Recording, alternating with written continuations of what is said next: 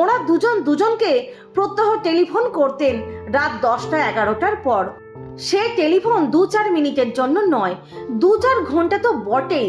কখনো কখনো প্রায় ভোর হয়ে আসতো কথা বলতে বলতে।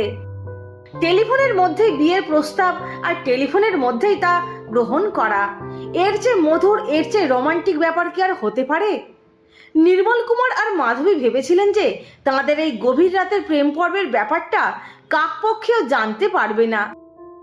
কিন্তু কাকপক্ষী না জানলেও একজন মানুষ যে জেনে ফেলেছিলেন সেটা জানা গেল যেদিন ওরা গভীর রাতে বিয়ের ডিসিশন নিলেন, সেই মুহূর্তেই। সেদিনও নির্মল কুমার টেলিফোন করেছিলেন মাধবীকে। অনেকক্ষণ মধুর প্রেম পর্ব চলার পর তারপর যেই মুহূর্তে দুজনে বিয়ের দিন স্থির করে ফেললেন, সেই মুহূর্তে তৃতীয় একটি কণ্ঠস্বরে উচ্চারিত হতে শোনা গেল কনগ্র্যাচুলেশন। টেলিফোনের দুই প্রান্তে